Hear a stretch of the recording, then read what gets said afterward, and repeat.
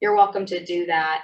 And like Avery said, you can definitely send her a message in the chat with specific questions, and she'll help us coordinate our answers to those kind of things. So I'm going to go ahead and kick it over to Jackie, because Jackie is our program officer and the person who does most of the scholarship work here. Hi, guys.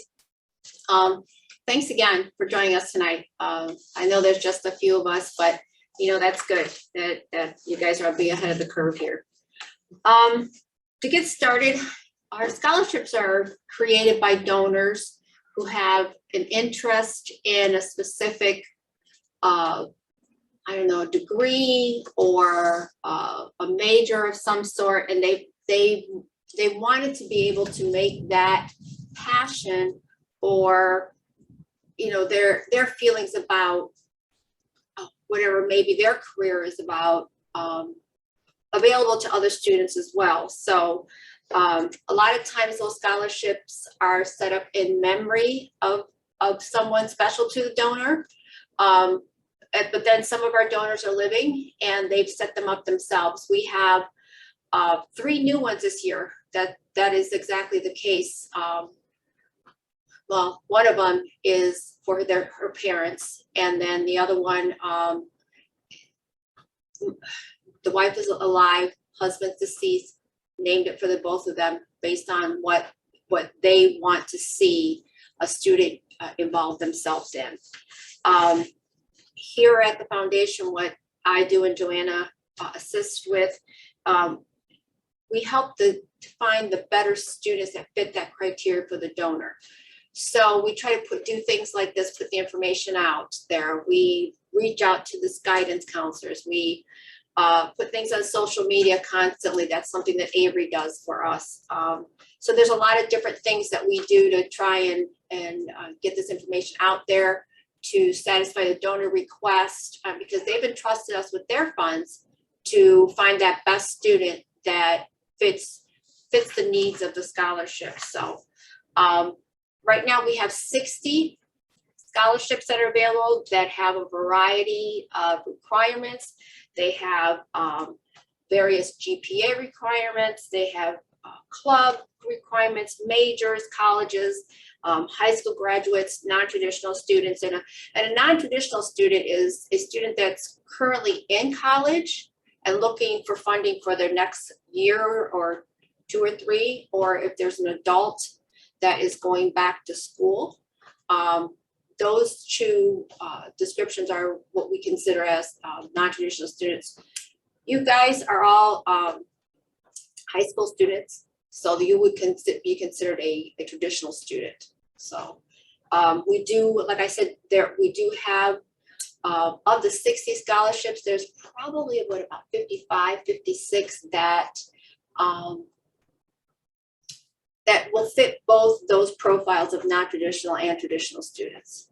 So the way the process works, opened up the electronic platform on the 1st, which was just 2 days ago. And right now we have over 30 applications in draft. So a lot of students have gone in already and have started applications, which is great. The deadline for the applications is January 31st at 4:30 p.m. The system just shuts itself down. Make sure you keep in mind that your high school guidance counselors may have their own cutoff dates to get transcripts or any other information that you may need to complete your application. So make sure you keep in line with those. Their deadlines have nothing to do with our deadlines. Those are internally set on their end, and this is the deadline that we've always pretty much kept to. So just make sure that you're paying attention to your deadlines and the questions being asked on the applications, that you meet all the requirements. The way this works, well, let me go back to the reviewers. We have about 20 evaluators that evaluate the applications that we receive. For each scholarship opportunity, there are 2 evaluators assigned to each application. So some evaluators, they may take on 4 or 5 different scholarship opportunities for a total like 50 applications, and then some take on more. Some scholarships require a third person or third party review the applications and make a recommendation. Some of our donors, they like to review their applications as well and make a recommendation, which we take into consideration of the applicant. But in the end, you know, the highest score is was the person that's selected. The next step, once they're evaluated, all the evaluations are in and they're calculated and totaled, and the selections are made, those final recipients of the scholarships, and some scholarships have 1 recipient, some have 2, some have 4. Those final names are given to our board for final approval. So it's not like Joanna and I are picking, you know, 5 students that we recognize their names or really might know personally and say, oh no, they get that scholarship. It's not like that. I look at names, I look at numbers, and then I give it to the board and I move on with it. So, and they make the final decision and the approval of everything. Once everything is approved, we send out electronically the approval letters and a voucher. And you could get, if you're selected and you meet all the criteria and you got the highest score, you could get anywhere from 1 to 5 to 10 different scholarships. You'll get whatever you're selected for to be awarded as far as a scholarship. You will get an approval letter for each one of those, but you only need to fill out 1 voucher, 1 time. So it used to be when we had paper, if you had 10 scholarships, you had 10 vouchers to fill out. That's not the case anymore. It's a 1-time voucher. And then those are due back by the 1st of June. So if you are selected to receive a scholarship, you will be notified mid to late April, early May. You'll have until the 1st of June to get those the voucher back to the community foundation. All of this is done again electronically, so it's real easy peasy, simple, nice and quick. And then all the scholarship checks go directly to the school that you will be attending, and those go out in July. Now, keep in mind that, and we understand this, a lot of the schools, they want some type of payment or some source of knowledge that, you know, that you are committed financially to them. We used to send the scholarship checks out mid-August, but now we've got it electronically sent and processed so that we can get them out June 30th, July 1 at the latest. And everything goes directly to the school. One thing that you will need to have for that voucher is your student ID for the school, not the one at the high school. So all of this will be reiterated to you. I know it's a lot. We're just doing some general stuff here, but everything will be spelled out for you if you are selected as a recipient of 1 or multiple scholarships. There's no secrets. It's really easy. You guys are all smart. It'll work. But just keep in mind, this is a very long process. November to January, applications are open. Don't take your time with them. Make sure you're following through on asking folks for recommendations and your transcripts and whatever else is being asked of you. Come January, when everything shuts down, I get the evaluations to our evaluators. They have a full month to evaluate. So now we're at the end of March by this time. Early April, start calculating, putting everything together. So between mid-April, early May. So we're talking 5 or 6 months here. But in the end, I mean, it could be well worth your time for the half hour, an hour that you spent filling out an application and answering an essay and getting some letters of recommendation. So just keep that in mind as well. Does anyone have any questions so far on all that stuff I just threw at you? Okay. If you again, if you have any questions, you know, please feel free to unmute and bounce right in, or if you want to send it to Avery in our chat, please do, and we'll take it from there. some of you have already started applying. Some of you have used the platform that we use for the application process if you apply for the Lilly application. So you'll just go back in, use your user ID and your password and start looking for your scholarships from there. For those of you who haven't, you would go onto our website, the Community Foundation website. Avery's posted there the link to go on. We'll be providing this information for you again, and you'll just move forward from there as far as being able to apply, starting your universal application, which is your general application, which asks you just general questions to match you up. There is approximately how many general questions? There's probably 25 questions. Things like, are you going to an in-state college or out of state? Are you going to get your academic honors diploma? That kind of question that are quick to answer. One of the things that's on your general application is the request for transcripts from your guidance. Again, keep in mind whatever those deadlines are for your school. And there's an essay, there's a general essay on the general application. It's a simple question. You've got plenty of space to answer it. I'll even share it with you. One thing is I do change this question every year. So this year I have the question, what 3 words would you use to describe your community? And why did you select those 3 words? And one of the things I will suggest to you is look at your essays for your applications, and even that one, write it out first. Make sure it looks good if you are answering the question, because the evaluators do evaluate that question. And make sure it looks good. Your grammar's correct, your spelling's correct. Just don't start hacking away on it. Just make sure that you're in a good place with that, because once you put your answers in and you submit your application, that general application, which then takes you to being matched, that general, unless it's something really, really needs to be changed, you can't go back. If there's something really there that needs to be changed, say, you put down that you were going to an in-state school and you've been accepted to it, and before you're looking at, and then you decide life has happened, you're not going to go to that school. Or so, just contact us. If there's a question about it, if we can get it to be reverted, we will.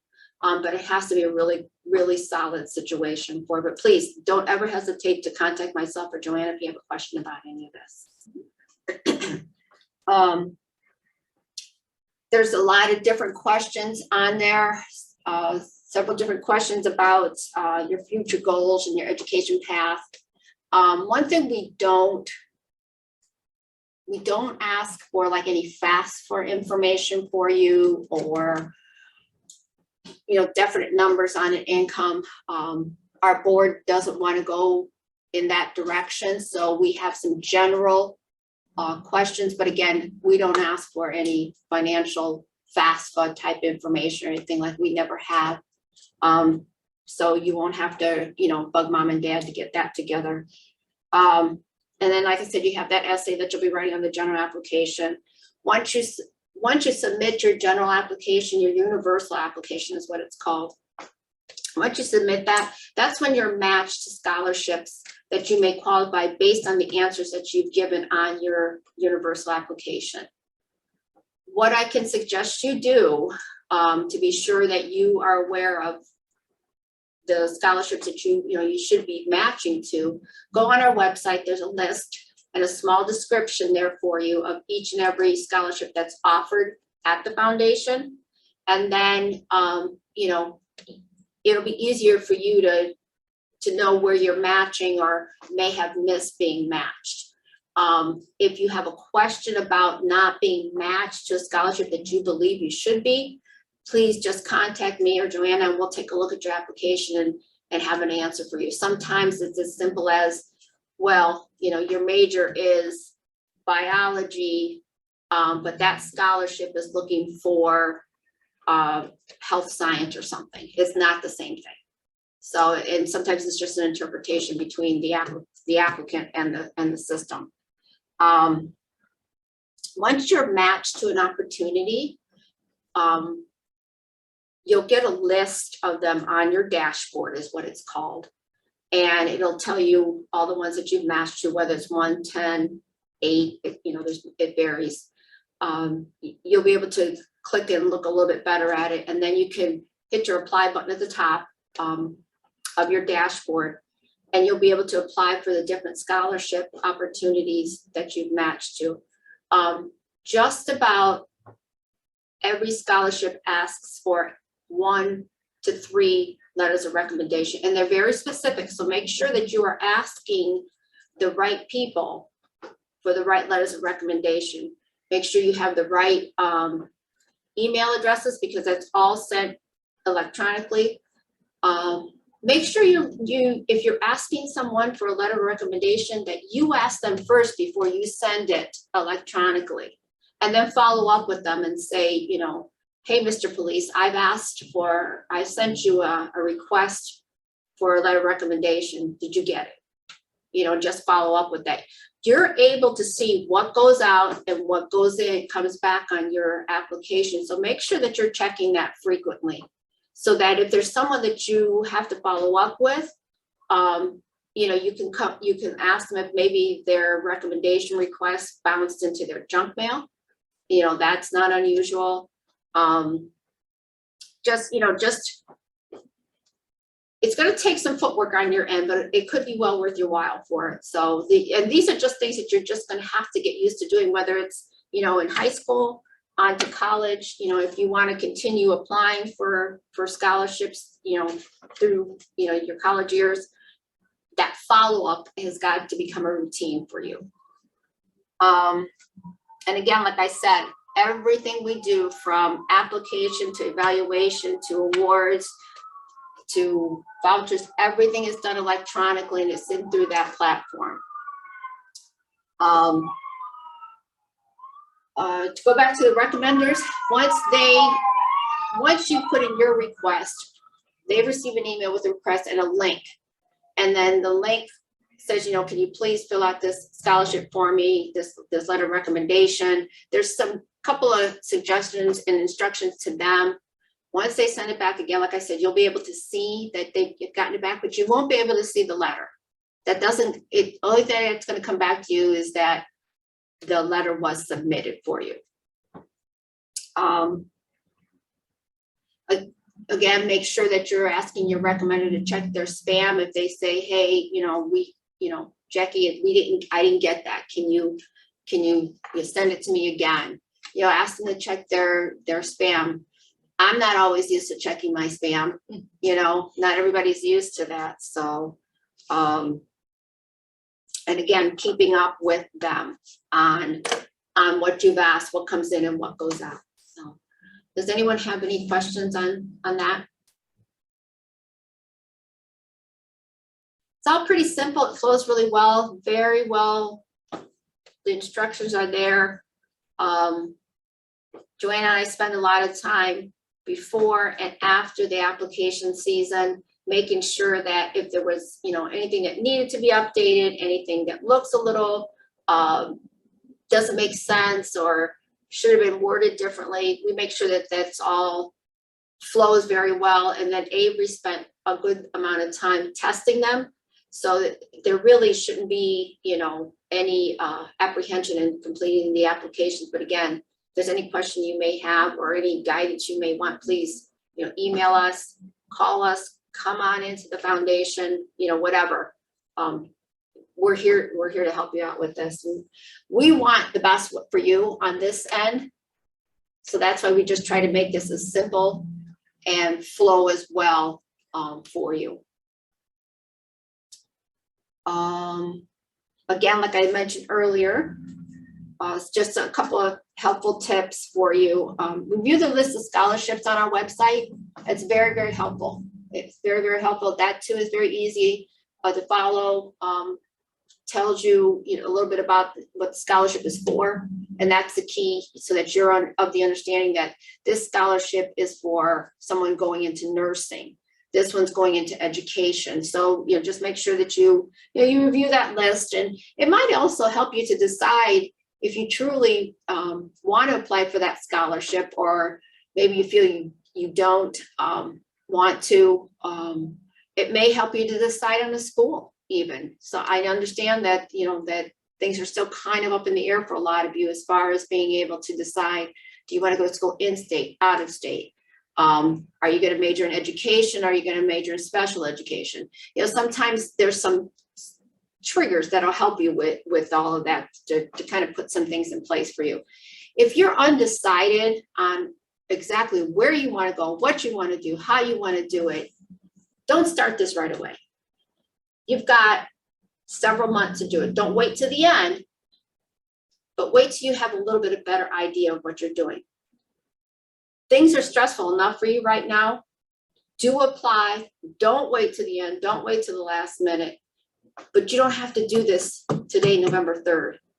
You can do this over Thanksgiving break when you have a little bit more time to yourself to think about it. Or maybe in those couple of weeks, talk with somebody, talk with some adults that might be able to give you some mentoring on things that you're kind of on the fence about. We do have a video on our website that explains the application process. It's about 4 or 5 minutes, easy. It tells you all this stuff that I'm telling you now. We're going to have this recorded and available for you as well. Another thing, a good tip before you submit any of your applications, your opportunities, your general application, check your work. Check your work, check your essays, check and make sure that you have everything.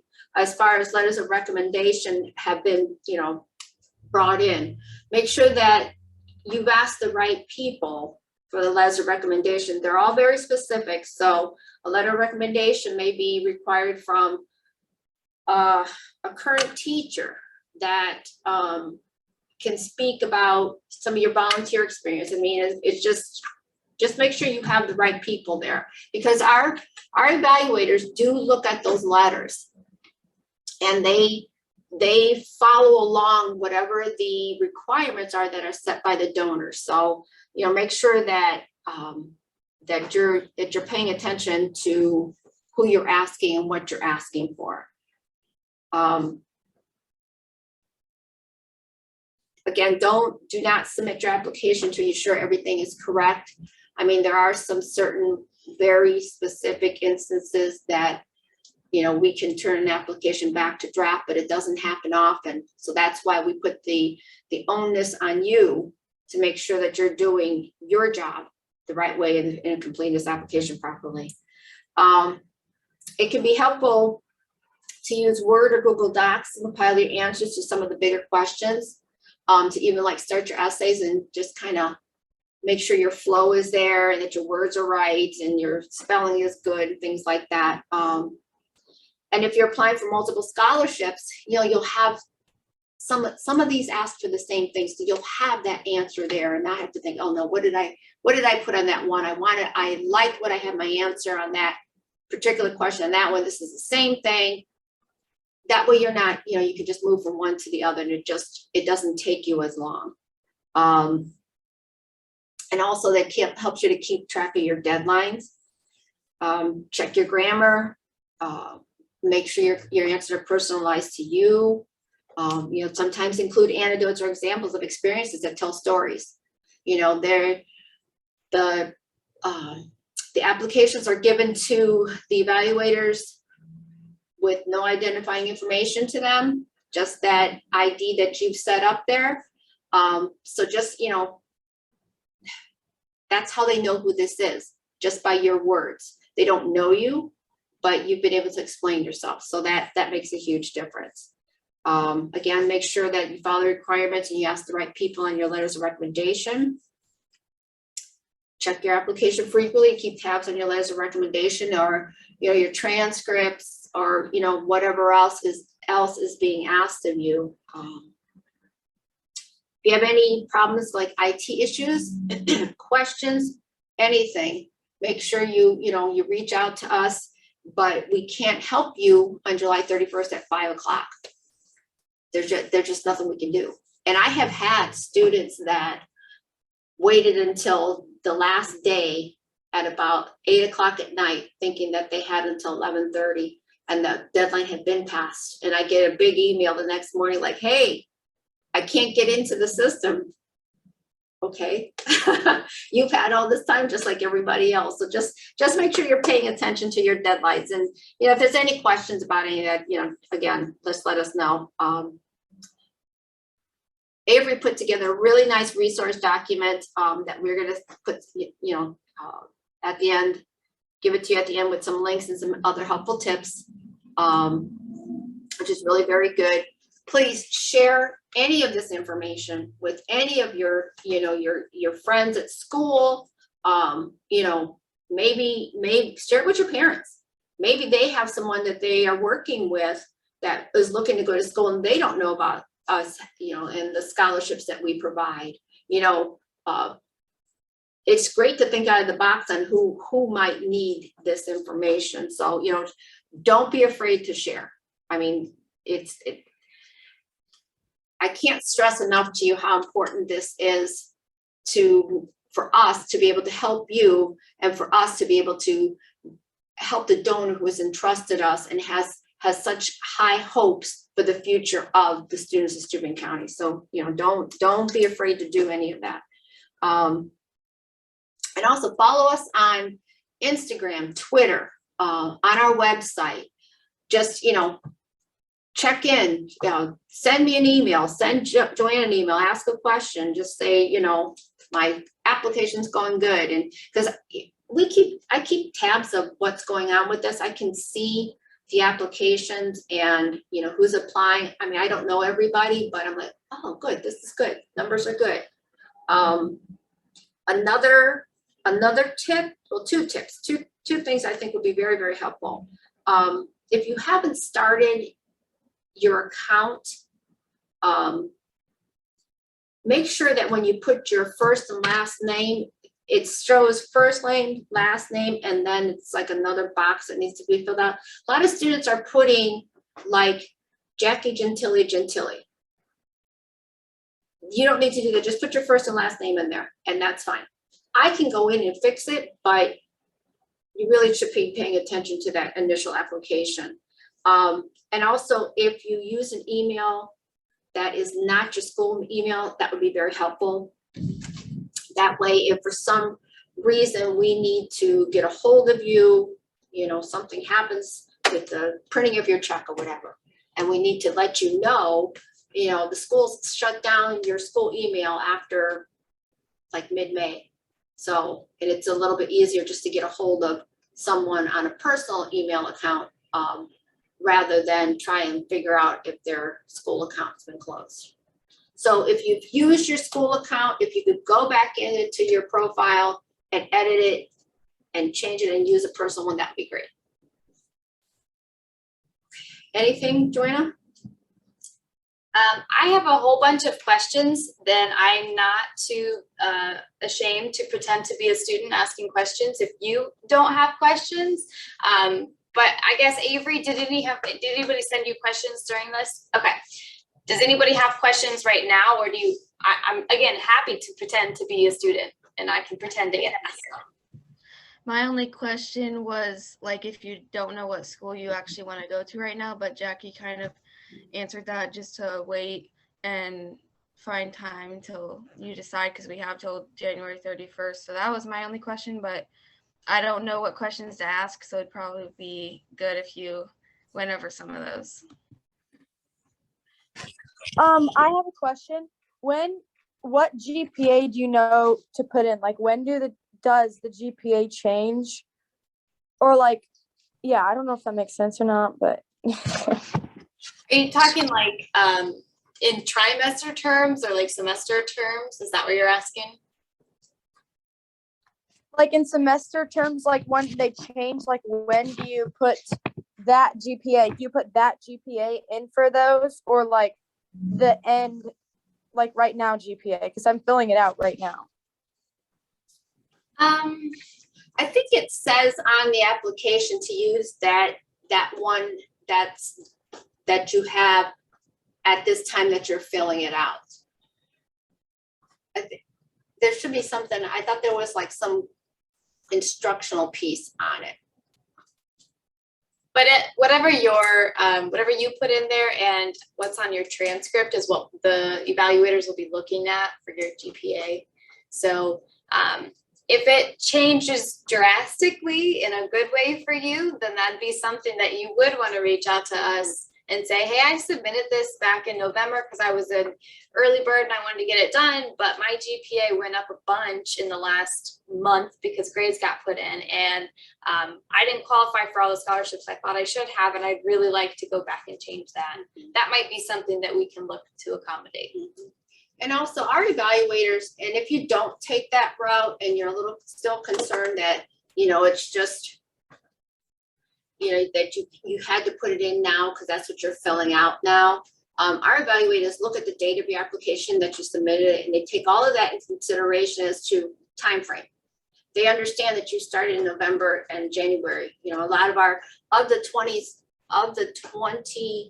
evaluators that we have, 2020 evaluators, there's only 1 or 2 that this will be their first year doing this. Everyone else has done this multiple years. So they have an understanding of, you know, what to look for in the GPA and dates and things like that. But yeah, like Joanna said, if it changes drastically and you want to bump it up, then, you know, just, you know, let us know. We'll go from there. All right, thank you. Oh, yeah.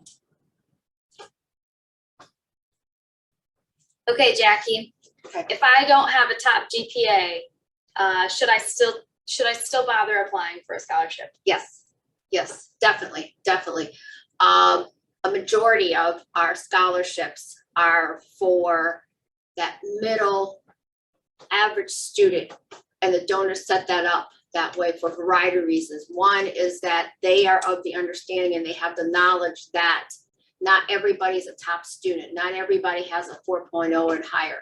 Not that that's a detriment or a knock on the students that do, but our scholarships, some of them don't even have GPA requirements. Some of them have top of the line, 4.0 top, but a majority of ours are, you know, the middle line on up. So that encompasses that middle average student or even a little bit lower below student on up. So yes, don't ever let that be a hindrance or a stoppage for you. What happens if a scholarship has nobody who applies? Do you contact students, or does nobody get that money? What happens if nobody applies to something? Well, once these applications are closed and we see that no one has applied for them, Joanne and I sit down and look at a variety of reasons as to why maybe no one applied for it.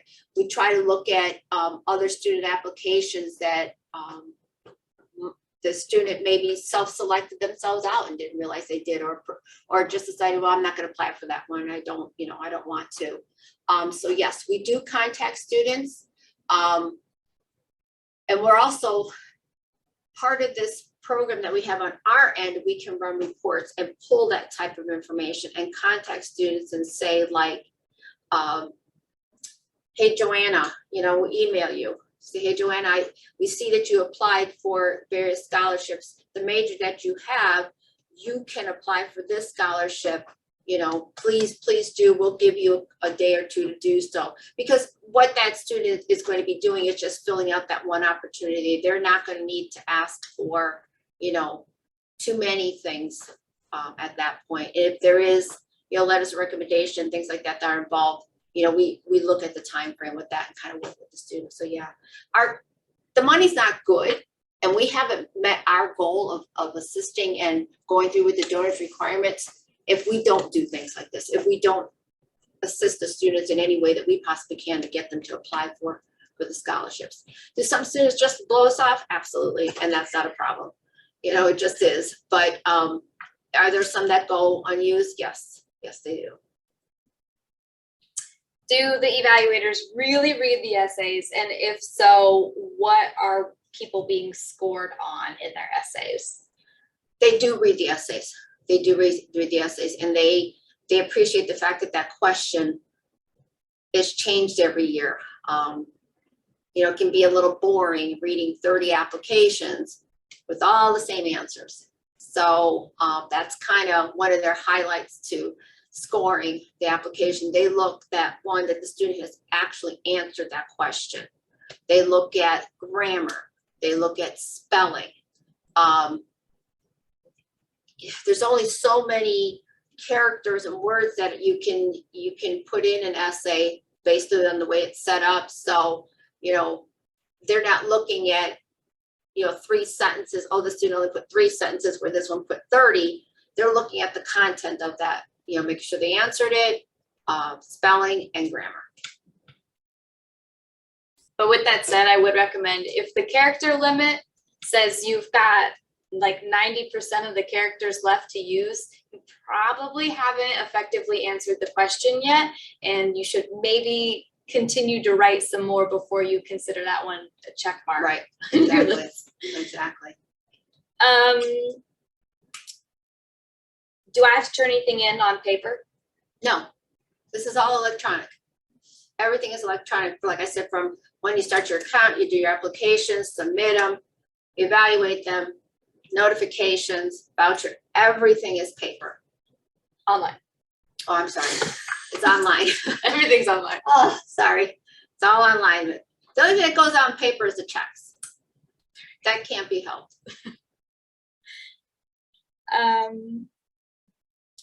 The last question I have is, I'm a procrastinator.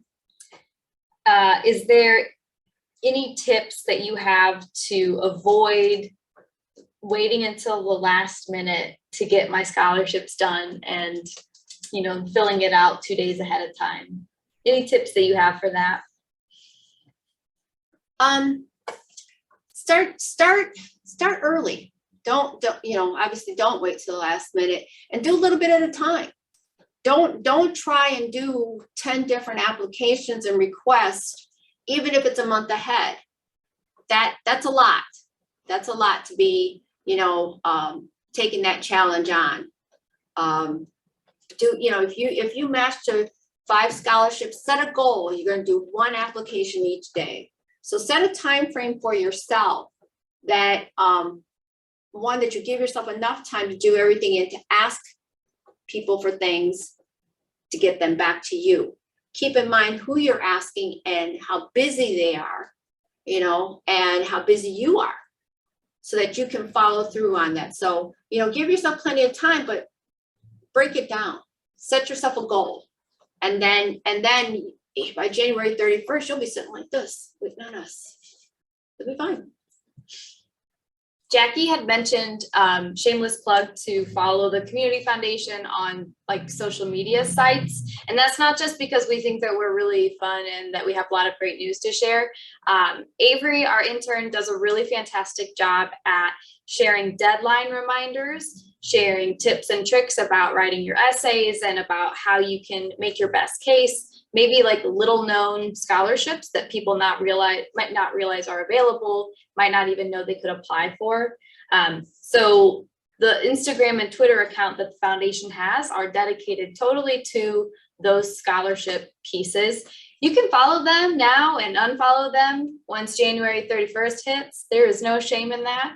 The whole goal is, and again, for us to help you manage that timeline and get your work done in a way that feels like you're not stressed out and like you're really confident in your answers. And Avery posted the list of scholarship opportunities in the chat. That's what's on our website as well.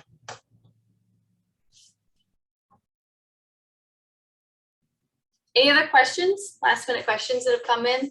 The Zoom Q&A post that Avery just put in there is the resource list. Would recommend that you download that, take a look at it, and click through some of the resources that are linked in there as well.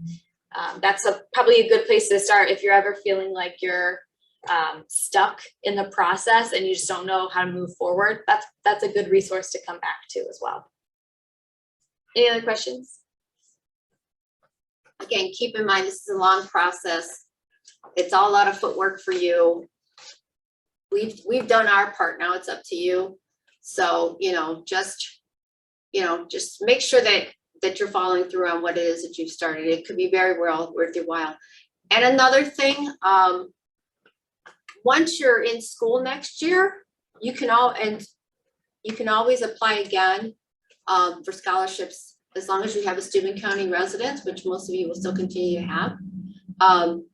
So just because you're applying as a senior in 2022 doesn't mean that as a freshman in 2020 for 2022-23 that you can apply each year. We do have a handful of students that receive multiple scholarships in their senior year and continue to apply and do very well. So just keep that in mind. It's not a one and done for you.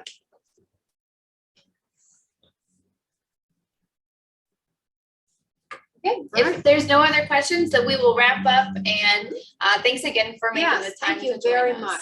And please don't hesitate to contact us if you have any questions about your IT, about a direction that you may need, things not matching right, whatever. Just let us know. That's what we're all here for. Good luck on your application. Yeah, good luck. Have a good night. Take care. Bye. Bye, Avery.